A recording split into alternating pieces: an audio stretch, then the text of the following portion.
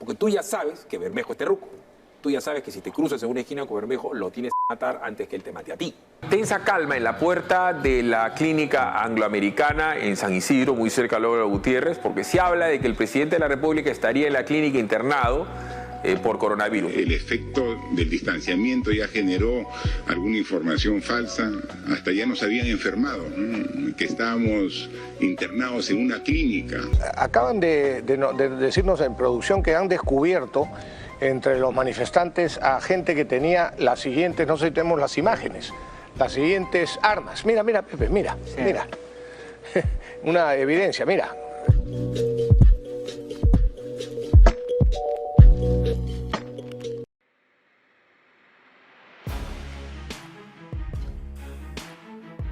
¿Se acuerda usted que cuando comenzó la pandemia se extendieron estas noticias falsas como por ejemplo las recetas ante el COVID? Antes incluso de la existencia de las vacunas. Si se hace gárgaras con agua y sal, se elimina el virus. Nos quieren implantar un chip con las vacunas. Noticias que alimentan nuestros miedos. Hasta han logrado crear desinformación en todo un país, como en este caso. Right, and then I see the disinfectant where it knocks it out in a minute, 1 minute.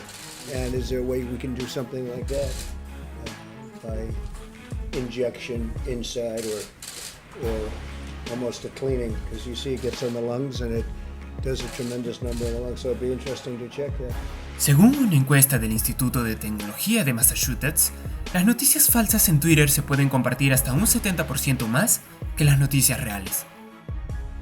Desde la pandemia, las redes sociales han potenciado la difusión masiva de fake news en todo el mundo. Esto debido al incremento del uso de estas plataformas. Hoy, se publica una información errónea y en minutos ya es compartida por miles de personas sin antes constatarla. La difusión de noticias falsas es más pronunciada en las noticias políticas que en otros tipos de noticias. En una colaboración de Twitter y el equipo de Myth, realizaron una encuesta donde detectaron alrededor de 120.000 flujos de noticias que fueron tuiteadas más de 4,5 millones de veces por 3 millones de personas. Y de las 120.000, la política fue la categoría de noticias más relevante, con casi 45.000, seguida de deportes, negocios, terrorismo, ciencia y entretenimiento. Siempre tratamos de creer y de pensar que toda información que recibimos tendría que cumplir nuestras expectativas.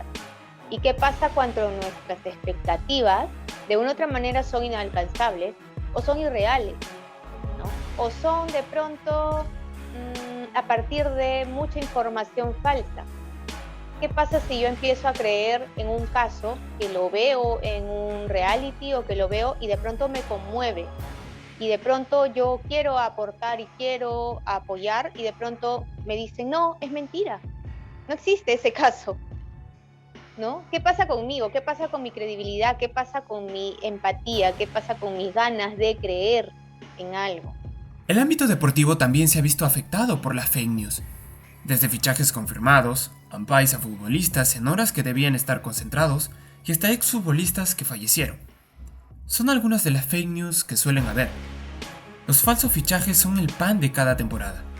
Y aunque suele disfrazarse como rumor, nunca falta la página o periodista que se suele animar por soltar la primicia, que tarde o temprano se termina cayendo. Hoy el tema de las redes sociales hacen que a lo mejor muchos de nosotros los periodistas nos podamos apurar en sacar al aire una noticia, ¿no? En emitirla en los programas, ya sea radio, televisión, emitirla, ¿no? El hecho de poder ver de repente en Twitter, sobre todo en Twitter, ¿no? Periodísticamente uno ve más el Twitter que las otras redes sociales, ¿no? Y ve por ahí alguna publicación, entonces va viendo que varios están publicando y uno se lanza, ¿no?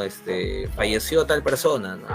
¿Cuál es tu fuente? Bueno, el Twitter. Entonces eso hace que nos apuremos en lanzar la noticia y termina siendo un fake news. El caso más sonado en el país es el que hiciera la periodista Magali Medina al delantero Paolo Guerrero en 2009, tema que terminaría ganando el atacante peruano en un juicio, años más tarde. Y en 2016, una leyenda del balompié nacional sería dado como fallecido en un programa radial en vivo. Al final, el exfutbolista Julio Meléndez tuvo que llamar a la radio para desmentir su muerte. Yo en Capital tenía el horario hasta las 5 o 6 de la tarde, si no me equivoco. Entonces, ¿te acuerdas que hubo en Huancayo, creo que era Copa Perú, era Sport Águila, me parece el equipo, le cae un rayo a un jugador? No me acuerdo, se me fue el nombre. Hasta hace un par de semanas recordé ese tema con un amigo. Le cae un rayo, entonces todo el mundo, justo yo estaba alistándome ya para salir de la radio y me dicen, oye, le ha caído el rayo al jugador, dicen que ha muerto. Y por ejemplo, en la empresa, en el grupo RPP donde trabajaba, en el canal de televisión y en la radio, obviamente, salieron confirmando esa noticia, ¿no? Jugador de Copa Perú, creo que era Sport Águila el club, falleció víctima de un rayo, le cae un rayo en pleno partido, en la cancha, en el estadio. La llegada del COVID-19 hizo que muchos ciudadanos duden de muchas cosas, y entre ellas estuvo lo que pasaría con nuestra salud.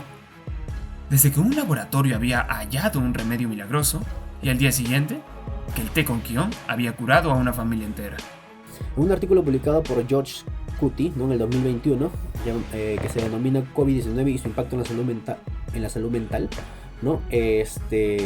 Demuestran que la cuarentena, el aislamiento y las noticias falsas y los mitos sobre el COVID-19 abundan, ¿no?, en las redes sociales y noticias y generan depresión, ansiedad, fobia y estrés, ¿no? El principal transmisor de estas noticias no era nada más y nada menos que las redes sociales, afectando especialmente a los jóvenes y adolescentes que pueden adoptar visiones distorsionadas del mundo a partir de la mala información recibida mediante el uso de plataformas digitales, generándoles estrés, ansiedad y conductas violentas. No necesariamente, ¿no? Normalmente se ha demostrado que en organismos o estados no autoritarios las noticias falsas son más diseminadas en redes sociales, ¿no? Porque normalmente las noticias convencionales o tradicionales o medios de comunicación tradicionales como noticias, periódicos, tienden a estudiar un poco más el tema, tienden a hacer investigación y producen información más veraz, ¿no?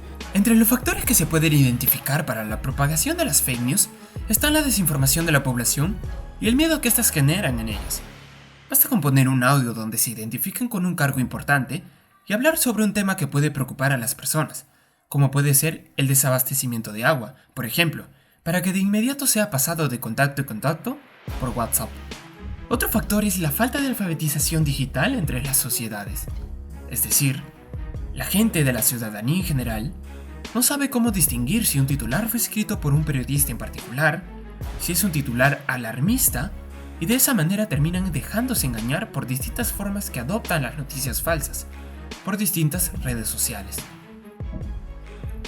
Muchas veces está en nuestras manos evitar que una de estas noticias falsas, o fake news, continúe su camino virtual más allá de nosotros. No compartirla.